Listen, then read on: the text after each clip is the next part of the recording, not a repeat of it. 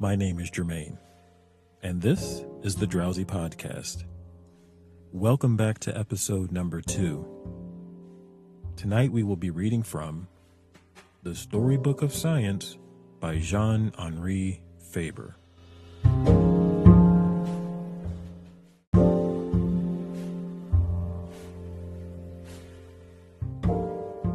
Now, I have a confession to make. At the very end of episode number 1, where we read The Wind and the Willows, I said that, hey, next episode we'll read chapter 2. Well, I thought we'd take a different approach where I promise we'll go back and read another chapter from that marvelous publication.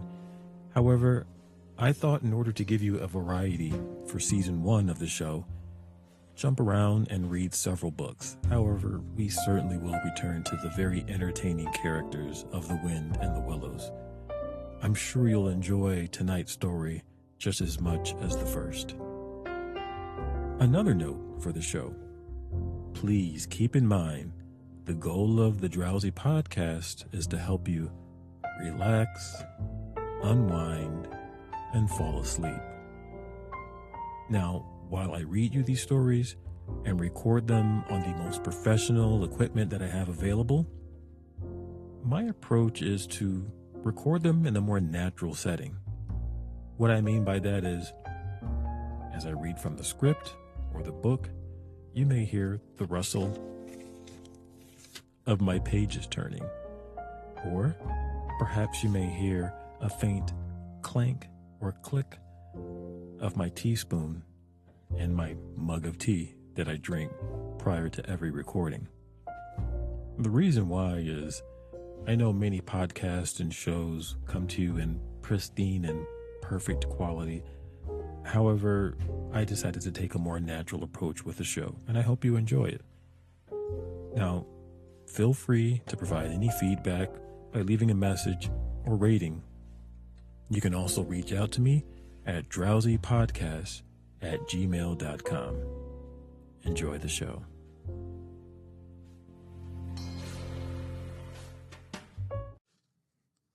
Chapter 1. The Six. One evening, at twilight, they were assembled in a group, all 6 of them. Uncle Paul was reading in a large book.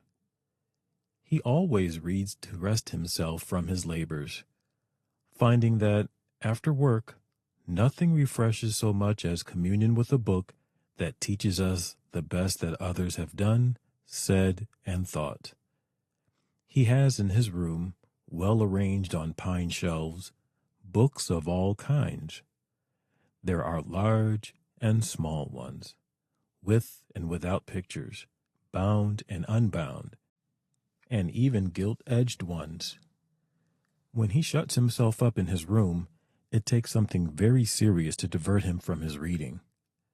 And so they say that Uncle Paul knows any number of stories. He investigates. He observes for himself. When he walks in his garden, he is seen now and then to stop before the hive around which the bees are humming, or under the elder bush from which the little flowers fall softly like flakes of snow. Sometimes he stoops to the ground for a better view of a little crawling insect, or a blade of grass just pushing into view. What does he see? What does he observe? Who knows? They say, however, that there comes to his beaming face a holy joy, as if he had just found himself face to face with some secret of the wonders of God. It makes us feel better when we hear stories that he tells at these moments. We feel better, and furthermore, we learn a number of things that someday may be very useful to us. Uncle Paul is an excellent, God-fearing man, obliging to everyone, and as good as bread. The village has the greatest esteem for him, so much so they call him Maître Paul on account of his learning, which is at the service of all. To help him in his field work, for I must tell you that Uncle Paul knows how to handle a plow as well as a book, and cultivates his little estate with success. He has Jacques, the old husband of old Ambroisine. Mother Ambroisine has the care of the house. Jacques looks after the animals and the fields. They are better than two servants. They are two friends in whom Uncle Paul has every confidence. They saw Paul born and have been in the house a long, long time. How often has Jacques made whistles from the bark of a willow to console little Paul when he was unhappy? How many times Ambroisine encouraged him to go to school without crying and put a hard-boiled new-laid egg in his lunch basket? So Paul has great veneration for his father's two old servants. His house is their house. You should see, too, how Jacques and Mother Ambroisine love their master. For him, if it were necessary, they would let themselves be quartered. Uncle Paul has no family. He is alone. Yet he is never happier than when with children. Children who chatter, who ask this, that, and the other, with the adorable ingenuousness of an awakening mind. He has prevailed upon his brother to let his children spend a part of the year with their uncle. There are three: Emile, Jules, and Claire. Claire is the oldest. When the first cherries come, she will be 12 years old. Little Claire is industrious, obedient, gentle, a little timid, but not in the least vain. She knits stockings, hems handkerchiefs, studies her lessons, without thinking of what dress she shall wear on Sunday. When her uncle, or Mother Ambroisine, who is almost a mother to her, tells her to do a certain thing, she does it at once, even with pleasure, happy in being able to render some little service. It is a very good quality. Jules is 2 years younger. He is a rather thin little boy, lively, all fire and flame. When he is preoccupied about something, he does not sleep. He has an insatiable appetite for knowledge. Everything interests and takes possession of him. An ant drawing a straw, a sparrow chirping on the roof, are sufficient to engross his attention. He then turns to his uncle with his interminable questions.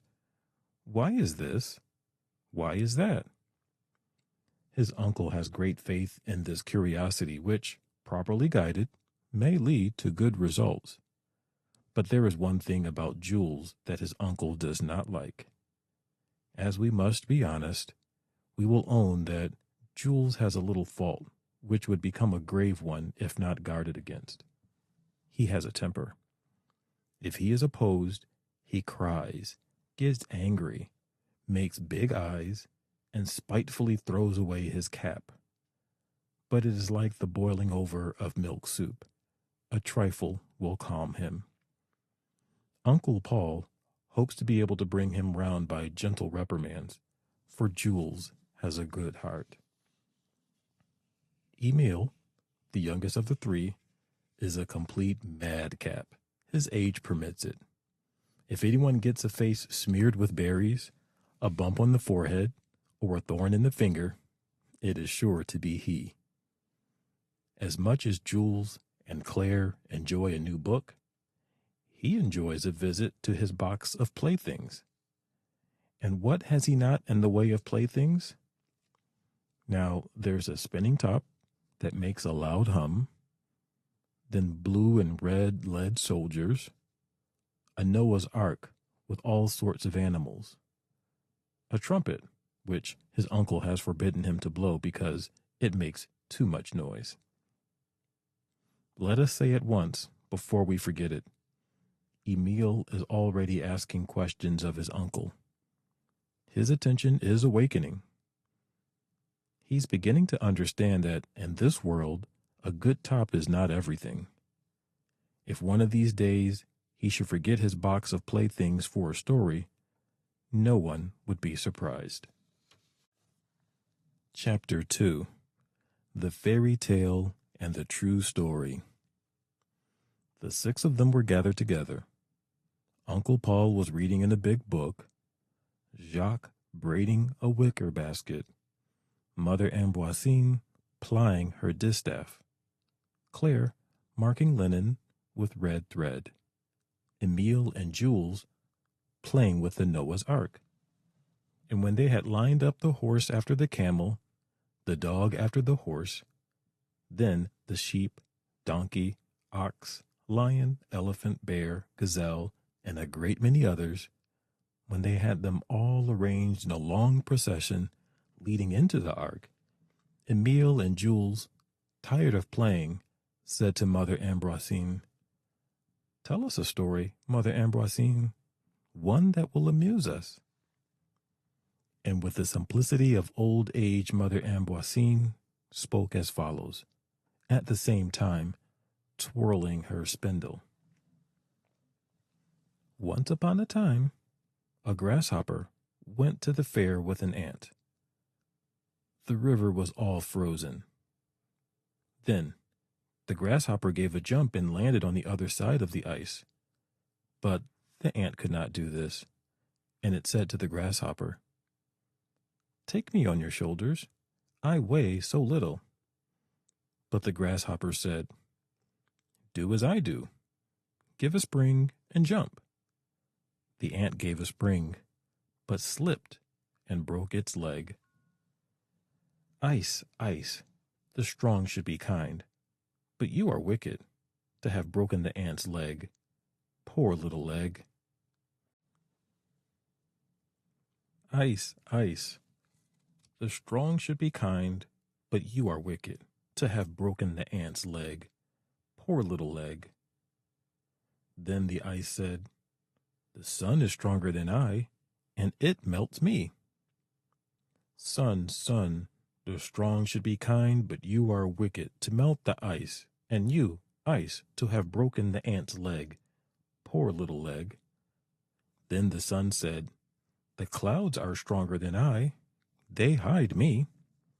Clouds, clouds, the strong should be kind, but you are wicked to hide the sun. You, sun, to melt the ice, and you, ice, to have broken the ant's leg. Poor little leg. Then the cloud said, "The wind is stronger than we. It drives us away." Wind, wind, the strong should be kind, but you are wicked to drive away the clouds. You clouds, to hide the sun. You sun, to melt the ice, and you ice, to have broken the ant's leg. Poor little leg. Then the wind said, "The walls are stronger than I. They stop me." Walls, walls, the strong should be kind, but you are wicked to stop the wind. You wind, to drive away the clouds. You clouds, to hide the sun. You sun, to melt the ice, and you ice, to have broken the ant's leg. Poor little leg. Then the walls said, "The rat is stronger than we. It bores holes through us." Rat, rat, the strong. "But it is all the same thing over and over again, Mother Ambroisine," exclaimed Jules impatiently. "Not quite, my child. After the rat comes the cat that eats the rat, then the broom that strikes the cat, then the fire that burns the broom, then the water that puts out the fire, then the ox that quenches his thirst with the water, then the fly that stings the ox, then the swallow that snaps up the fly, then the snare that catches the swallow, then—" "And does it go on very long like that?" asked Emile. "As long as you please," replied Mother Ambroisine. "For however strong one may be, there are always others stronger still." "Really, Mother Ambroisine," said Emile, "that story tires me." "Then listen to this one." Once upon a time, there lived a wood chopper and his wife, and they were very poor. They had 7 children, the youngest so very, very small that a wooden shoe answered for its bed. I know that story, again interposed Emile. The 7 children are going to get lost in the woods. Little Hop o' My Thumb marks the way at first with white pebbles, then with breadcrumbs. Birds eat the crumbs. The children get lost. Hop o' My Thumb, from the top of a tree, sees a light in the distance. They run to it. Rat-a-tat-tat, it's the dwelling of an ogre. There's no truth in that, declared Jules, nor in Puss in Boots, nor Cinderella, nor Bluebeard. They are fairy tales, not true stories. For my part, I want stories that are really and truly so. At the words true stories, Uncle Paul raised his head and closed his big book. A fine opportunity offered for turning the conversation to more useful and interesting subjects than Mother Ambroisine's old tales. I approve of your wanting true stories, said he. You will find in them, at the same time, the marvelous, which pleases so much at your age, and also the useful, with which, even at your age, you must concern yourselves in preparation for life.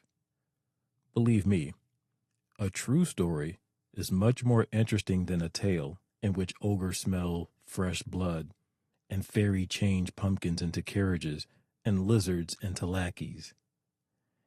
And could it be otherwise? Compared with truth, fiction is but a pitiful trifle, for the former is the work of God, the latter the dreams of man.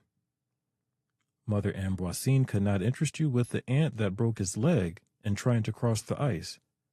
Shall I be more fortunate? Who wants to hear a true story of real ants? I, cried Emile, Jules, and Claire, all together. Chapter 3. The Building of the City. They are noble workers, began Uncle Paul.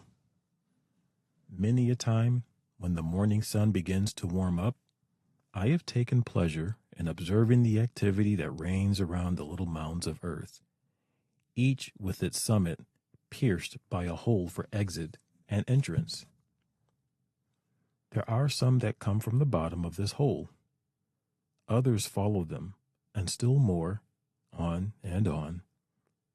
They carry between their teeth a tiny grain of earth, an enormous weight for them. Arrived at the top of the mound, they let their burden fall, and it rolls over the slope, and they immediately descend again into their well. They do not play on the way, or stop with their companions to rest a while. Oh no, the work is urgent, and they have so much to do. Each one arrives serious with its grain of earth, deposits it, and descends in search of another. What are they so busy about? They are building a subterranean town with streets, squares, dormitories, storehouses. They are hollowing out a dwelling place for themselves and their family.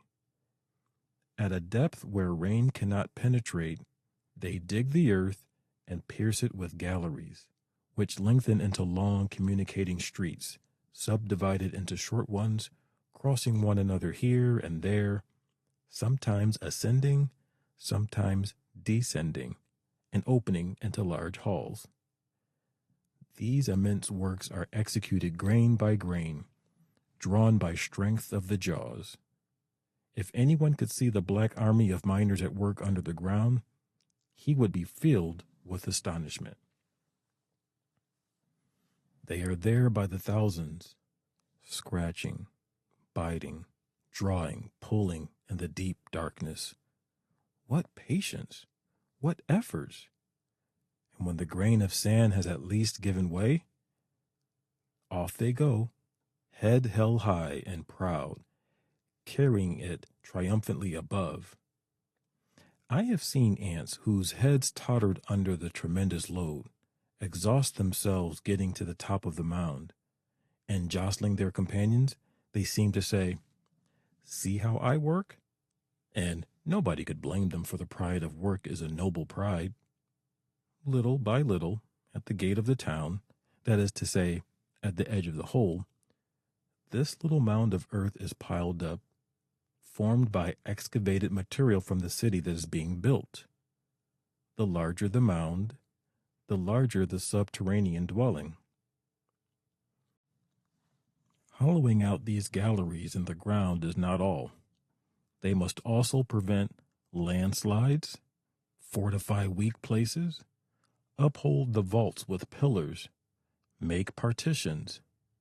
These miners are then seconded by carpenters. The first carry the earth out of the anthill, the second bring the building materials. What are these materials? They are pieces of timber work, beams, and small joists, suitable for the edifice. A tiny little bit of straw is a solid beam for a ceiling. The stem of a dry leaf can become a strong column. The carpenters explore the neighboring forest, that is to say, the tufts of grass, to choose their pieces. Good. See this covering of an oat grain? It is very thin, dry, and solid. It will make an excellent plank for the partition they are constructing below. But it is heavy, enormously heavy. The ant has made the discovery, draws backward, and makes itself rigid on its 6 feet. No success. The heavy mass does not move. It tries again. All its little body trembling with energy, the oat husk just moves a tiny bit. The ant recognizes its powerlessness. It goes off. Will it abandon the piece? Oh, no. When one is an ant, one has the perseverance that commands success. Here it is, coming back with 2 helpers. One seizes the oat in front, the others hitch themselves to the side, and behold, it rolls, it advances, it will get there. There are difficult steps, but the ants they meet along the route will give them a shoulder. They have succeeded, but not without trouble. The oat is at the entrance to the underground city. Now things become complicated. The piece gets awry. Leaning against the edge of the hole, it cannot enter.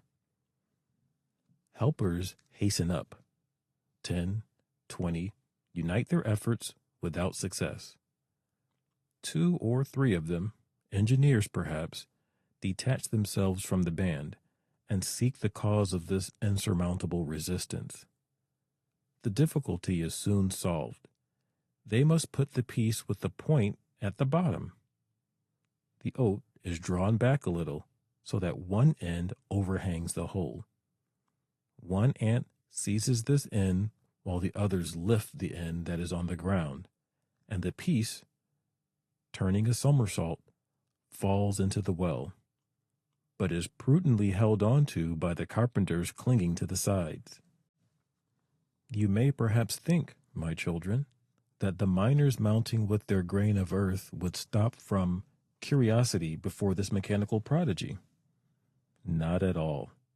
They have no time. They pass with their loads of excavated material without a glance at the carpenter's work.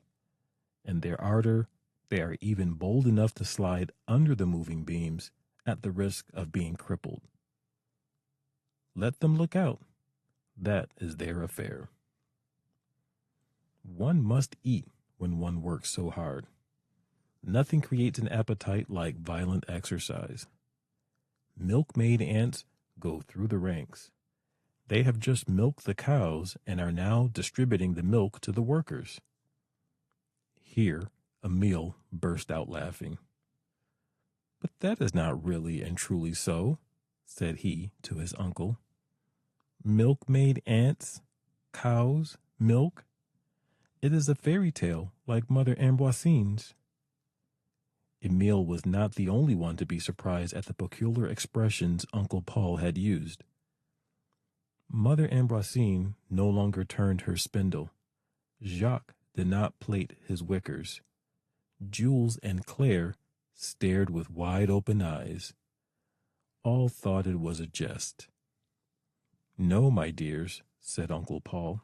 "I am not jesting. No, I have not exchanged the truth for a fairy tale. It is true, there are milkmaid ants and cows. But as that demands some explanation, we will put off the continuation of the story until tomorrow."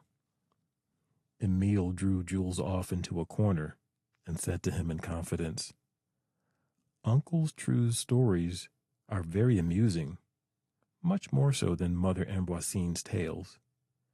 To hear the rest about those wonderful cows, I would willingly leave my Noah's Ark." Chapter 4. The Cows. The next day, Emile, when only half awake, began to think of the ants' cows. "We must beg Uncle," said he, to Jules, "to let us hear the rest of the story this morning." No sooner said than done. They went to look for their uncle. "Aha!" cried he upon hearing their request. "The ants' cows are interesting to you. I will do better than tell you about them. I will show them to you. First of all, call Claire." Claire came in haste. Their uncle took them under the elder bush in the garden, and this is what they saw. The bush is white with flowers. Bees, flies, beetles, butterflies fly from one flower to another with a drowsy murmur. On the trunk of the elder bush, amongst the ridges of the bark, numbers of ants are crawling, some ascending, some descending. Those ascending are the more eager. They sometimes stop the others on the way and appear to consult them as to what is going on above. Being informed, they begin climbing again with even more ardor, proof that the news is good. Those descending go in a leisurely manner with short steps. Willingly, they halt to rest or to give advice to those who consult them. One can easily guess the cause of the difference in eagerness of those ascending and those descending.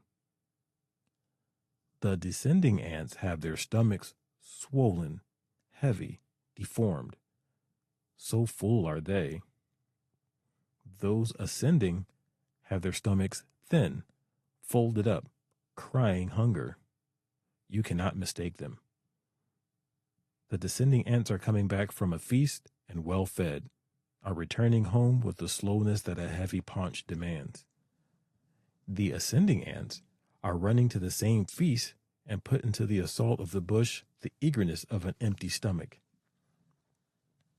"What do they find on the elder to fill their stomachs?" asked Jules. "Here are some that can hardly drag along. Oh, the gluttons!" "Gluttons? No," Uncle Paul corrected him, "for they have a worthy motive for gorging themselves. There is above, on the elder, an immense number of the cows. The descending ants have just milked them, and it is in their paunch that they carry the milk for the common nourishment of the ant hill colony. Let us look at the cows and the way of milking them. Don't expect, I warn you, herds like ours. One leaf serves them for pasturage." Uncle Paul drew down to the children's level the top of a branch, and all looked at it attentively. Innumerable black, velvety lice, immobile and so close together as to touch one another, cover the underside of the leaves and the still tender wood. With a sucker more delicate than a hair plunged into the bark, they fill themselves peacefully with the sap of the elder without changing their position. At the end of their back, they have two short and hollow hairs, two tubes from which you looked at attentively, you can see a little drop of sugary liquid escape from time to time. These black lice are called plant lice. They are the ants' cows. The two tubes are the udders, and the liquor which drips from the extremity is the milk. In the midst of the herd, on the herd, even when the cattle are too close together, the famished ants come and go from one lice to another, watching for the delicious little drop. The one who sees it runs, drinks, enjoys it, and seems to say on raising its little head, "Oh, how good! Oh, how good it is!" Then it goes on its way, looking for another mouthful of milk. But plant lice are stingy with their milk. They are not always disposed to let it run through their tubes. Then the ant, like a milkmaid ready to milk her cow, lavishes the most endearing caresses on the plant louse. With its antenna, that is to say, with its little, delicate, flexible horns, it gently pats the stomach and tickles the milk tubes. The ant nearly always succeeds. What gentleness can it accomplish? The plant louse lets itself be conquered. A drop appears, which is immediately licked up. Oh, how good! How good! As the little paunch is not full, the ant goes to another plant lice, trying the same caress. Uncle Paul let go the branch, which sprang back into its natural position. Milkmaids, cattle, and pasture were at once at the top of the elder bush. "That is wonderful, Uncle," cried Claire. "Wonderful, my dear child. The elder is not the only bush that nourishes milk herds for the ants. Plant lice can be found on many forms of vegetation. Those on the rosebush and cabbage are green. On the elder, bean, poppy, nettle, willow, poplar, it's black. On the oak and thistle, bronze color. On the oleander and nut, yellow. All have the two tubes from which oozes the sugary liquor. All vie with one another in feasting the ants." Claire and her uncle went indoors. Emile and Jules, enraptured by what they had just seen, began to look for lice on other plants. In less than an hour, they had found 4 different kinds, all receiving visits of no disinterested sort from the ants.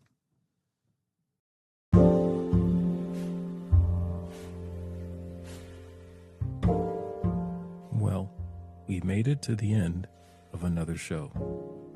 That was 4 chapters from a fascinating book. Thank you for joining me. My name is Jermaine, and this was the Drowsy Podcast. Good night.